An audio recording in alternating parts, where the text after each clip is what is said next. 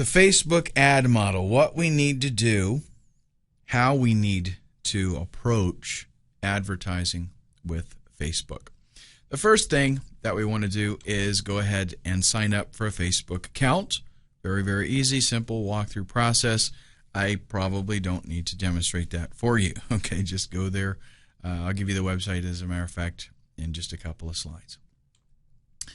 If you've got multiple ventures, you want to create a main account, and then you create groups for each venture. And you can actually create pages as well, but some of that has to do with generating free traffic, and I'm not going to talk about that too much. But there are a lot of potential avenues that we can go down to get free traffic from Facebook as well. But basically, we do want to be a user of Facebook. If you have only one business, you can create an individual account, or you can create a business page if you want to. You can also create an individual account and create multiple business pages. Like I have for a couple of my websites, I have business pages on my main individual account, and for the two bands that I'm in, I have pages also for those. And you can you log into your individual account and you can manage all of your pages from there. Affiliate marketers will want to consider signing up with their name. Okay, and I realize that sometimes we want to promote products in a variety of niches, and we do not necessarily want our name on all of them, and that's totally up to you. But it might be something that you want to consider. After you sign up, you will want to go in and update your profile, upload some pictures. Basically, as within any community-oriented social site, you want to really use it. You don't just go there and not fill out any of the profile info, because then when people are checking up on you, they're going to be like, okay, this is not a real person, it's a marketer. Once your account is ready and set up, you want to start inviting friends and associates, and you can do that through a very, very handy little feature within Facebook that will actually use your address book, email address book, and try to find people that you know. Or you can do little searches and find people and see if you can get them to friend you. Now, as you're doing all of this, I've mentioned briefly already, you will generate free traffic, okay, in addition to your paid campaigns. So just by having the account and getting friends and filling out your profile, you will get people that are interested in you, and they will get you traffic. What happens that I notice, I have a few marketing buddies on my Facebook account, and I will get people friend me because they were on their list, and when maybe they said something about me or they liked something that I posted, and I'll go in there also and I'll comment on their stuff. I'll post on their profile and I'll comment on their wall and stuff like that. And their friends see that stuff, and so they check me out, and then they want to friend me. So, of course, then when they come to my site, or my profile page, my wall, they're going to see some products that I have, and again, that's going to give you organic traffic. Now, we want to, when we get started with our advertising campaign, we're going to go to facebook.com/advertising. And then we click Create an Ad, and there's 3 easy steps to designing your ad. You want to put in your URL. Where do you want these people to go when they click on it? Create a title. This would be kind of like a catchy headline kind of thing. Understand that Google's ads are keyword oriented, right? Well, guess what? Facebook ads, they don't need that. If, though, let's say you do want to create a headline that states what it is, okay? You got to be honest about it, okay? You don't just do something just to get their attention and make them click on it. You've got to create a headline that does state what it is about, okay? But at the same time, you do want to draw their attention, okay? And that's something that we will talk a little bit about later. But The next step is the body text. That is the real essence of the ad. It's going to tell them a little bit more about what it is that you're selling. What are you trying to offer them? So obviously there you want to relate a benefit to them. You're only going to get 135 characters. So you've got to really put in, some good stuff. And then an image. How awesome is that? This is optional. You don't have to do it, but I recommend it if you want to get people's attention. If you've got maybe a picture of your product or something that maybe it's a service that you're offering and this would be complementary to that, it's well worth the effort. You want to get that picture in there because, like I said, it does help get their attention. When we start our campaign, this is the next step, we are going to, and probably the most important step, this is where we select from the hundreds of millions of users who it is that we want to target. Again, you can drill down. Google uses keywords, right? Facebook uses a whole bunch of different information that allows us to be very precise. We've got graphical or geographical location.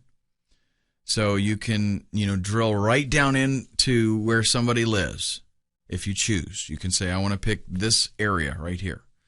You can target everywhere. You can target countries. You can be specific on states and provinces. You can even do specific cities. Okay, so that makes Facebook essential. And it makes it essential to everyone because as that brick and mortar owner, okay, I can target people in my city.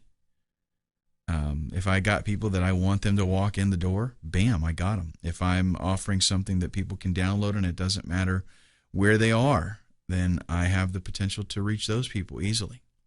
We can do demographics. You can target specific age groups. You can target specific genders. You can say, the Facebook users, anywhere from 13 to well into their 80s. The targeting selection, though, does stop at 64. But you can target women, men, or both. And you do want to be kind of careful about who you're marketing to. If you're marketing a product that, should not be marketed to 13-year-olds, then you want to make sure that they're excluded, okay? Because you can get banned for stuff like that. Likes and interests. Now, this is a very, very cool and powerful feature. You can specify a set of interests, okay? That's kind of like keyword targeting, but it's a little bit more specific. Because with keyword targeting, I've got to put in some specific keywords that I want to trigger my ad. Well, Facebook, though, I can pick an interest. And then when those users pick an interest, bam, it's a match. So that's something that Facebook says, oh, these people, they want to hear more about that, so show them those ads. So, in other words, if I'm on AdWords, I have to put in, how to play guitar, how to play electric guitar, how to play acoustic guitar, beginning acoustic guitar lessons. I have to put in all these crazy keywords. And who knows what, people are actually going to type to get my ad to show up. Well, Facebook, just put guitar, right? Interested in guitar, boom, that's it. Facebook also offers some advanced targeting. Birthdays. You can actually contact people with your ads on their birthday. How about that? Social networking interests. You can find users that are looking for some type of relationship, whether it be business or personal. Relationship status. This lets you see if somebody is single, married, if they're engaged, if you can even see, when you're on Facebook, you can see who they're in a relationship with in a lot of situations. The benefits of that, phenomenal if you're in, a niche that deals with that kind of thing. In other words, why in the world would you want to promote your dating website to somebody who's married, right? So there's no point in that. So that's going to, allow you, again, to better target your ads. Language. You want to hone in on people that speak a certain language. Let's say you've got a product, a software product, and it is in 3 different languages, Spanish, German, and English. So what can you do? You can make sure that on Facebook, you want to promote your Spanish product to Spanish-speaking people. You have that ability. Education and work background. You can target people of certain education levels, or things, maybe places that they have listed for their workplaces. And connections. This is a pretty neat feature. Whatever people's connection is to certain pages or to groups or events or even applications. So you can target people who are not connected to a certain page or event or application. And it's possible to hone in on friends of people with that desired connection, the thing that you're looking for. So you can hone in on friends or associates of people that have the connection that you're looking for. So really, again, a lot of potential there. Now, up next, in signing up as an advertiser, we're going to talk about some scheduling and bidding, stuff like that, and just some things that you need to fill out. One is currency, and this is the currency that you'll be using for bidding. So you're going to specify that. Okay, Facebook accepts U.S. dollars. It accepts the Great British Pound, Japanese yen, currency from Denmark, Canada, and Turkey, just to name a few. Time zone is the next one. This is your time zone as the advertiser. It wants your geographical location. A campaign name. That's something just for you to specify so that you know what this campaign is. Once stats start pouring in, you might have several campaigns going, and you want to know how each one of them are doing. So the name is just to differentiate your different campaigns. Your daily budget, pretty much, whatever you want to be spending. You can do as little as $1 a day, and I think Facebook sets $50 maybe as a default, but you can change it. Scheduling. You can schedule your campaigns, or you can to have at certain times, or you can just run them continuously until further notice. So in other words, I can say I want it to run next week, and then it just stops. Bidding. Well, you can do 2 different models. You can pay for impressions, or you can pay for clicks. Pay per click is what I'm going to recommend to you, and that's what most people recommend. That means that it's going to depend on how well your landing page converts, how good that does. In other words, you're going to pay whenever somebody clicks, and hopefully your landing page converts well. On the other end of it, on the impression model, you're going to pay for the number of impressions that you get, whether somebody clicks on it or not. So if you got a fantastic ad that gets lots of clicks because it's so cool, then that's great. But you're not going to know that until you get some stats. So it's a good idea to do the pay-per-click first. Just like with Google, it will offer you some information like a suggested bid amount and an estimate of how much traffic, how many clicks you're going to get per day. After you make your selections, you fill everything out. You are then going to review your ad, check out your demographics and your budget, make sure all that's good, and then once you pay, your placement, your advertisement is going to start immediately. Understand, ads can be refused.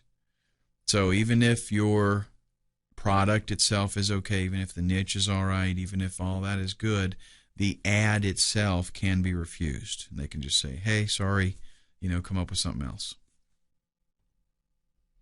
The targeting that Facebook allows is going to even apply to your own account. And if you haven't been using Facebook for long, or if you haven't noticed this, you want to kind of pay attention to what we're going to talk about here.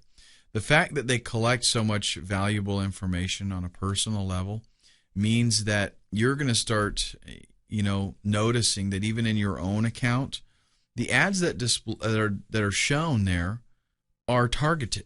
So next time you use Facebook, if you haven't noticed this before, take a look at the ads and think about, wow, that's something that I'm interested in. That's something that I've looked at, because that's what's happening for everybody else. So advertisers can target any age bracket. They can target certain genders. They can target interested niches that you have, certain languages, education levels, all these things. And understand that it's not, it's not just because I put guitar as an interest that I'm going to see guitar ads, okay? But it is because of my age, right? Let's say that I'm 22 years old. Ads that I'll see are probably going to be relevant to my age. Or maybe I'm a male, so pay attention to the ads that you see. Are they, you're not going to see like ads for Avon, okay? Obviously, niche-specific things you are going to see. If you're an English-speaking person, you're probably not going to see German ads. So there's a lot of potential there for getting to just the right person. Now, to get qualified, targeted traffic means we've got to get noticed. The quality of your traffic is very, very important to the success of your campaign. And if you're kind of new to this, you might not understand how important this is. But I mean, from online business down to brick and mortar shops, let's say you sell just whatever odds and ends kind of stuff out of a store, okay? The kind of shoppers that come into your store are going to dictate how well you do, how much you sell. If you've got, let's say for an example, let's use a bar, for example. If you've got a biker bar, there are certain kind of people that probably aren't going to go in there, right? And if you've got a country bar, there are certain kinds of people that are not going to go in there. Same thing with restaurants. If you are a Mexican restaurant and somebody that doesn't like Mexican comes in with a group of friends and everybody sits down to order, they're probably not going to, they might just say, I'll have a salad. Okay, it's going to reflect your business. Getting the right kind of person in your doors is very, very important, online and offline. Google tries to do this with keywords. Facebook does it with personal information that they have collected. So, getting your ad noticed, well, maybe they don't necessarily click on your ad, but just the fact that this is something that is probably going to be of interest to them will more than likely mean that they're going to at least read it. And I notice this myself, that, when I'm looking at some site, whatever the site is, if there's an ad for something that I'm interested in, I will at least notice it. If I see a guitar on there, I'll at least read the ad because it's something that I'm interested in. So getting noticed is a little bit easier to do with a site like Facebook, where we can know I'm promoting something here that this individual that's looking at my ad is interested in. We need to get more clicks, because the more traffic we get, the more sales we're going to make. Getting our ad in front of people that are interested and getting more clicks means higher ROI, higher return on investment. And this is what everybody wants. They want to spend less and make more. Since the people that are seeing your ad, they're on Facebook, since they are already in a category of being interested in the product or service that you're offering, then there's a greater opportunity that they're going to check it out. And how do they do that? They click on the ad and they come to your landing page. Once they get there, they're going to be much more likely to buy what it is that you're selling because they're interested in it. We already know that they're interested in it. That's why they even saw the ad, and that is why they clicked on it. So the likelihood that they're going to make a purchase, pretty good. This is what we're talking about when we talk about qualified traffic, when we talk about high quality traffic. The people that make money spamming, they don't make as much as they would if they were able to have an email list of people that they know are interested in what they're selling. What they try to do is try to get people to come to a website. They mass mail people, and it's illegal, right? It's bad. Everybody hates it. They try to mass mail people and get them to click and come to their website, not having any clue if they're going to be interested in it or not. Okay? And yeah, they do make some money. But if I send out 100,000 emails to people randomly, okay, and they come and click and come to my website, who knows how many of them are going to be actually interested? I might make 100 sales. Whereas if I had 100,000 people that I knew for a fact were very interested in my product, how many sales do you think I'm going to make? I could make 10,000 sales, 20,000 sales, because these people are interested. They're qualified. It's a higher quality of traffic. And everybody knows, it's better to have qualified traffic than just numbers.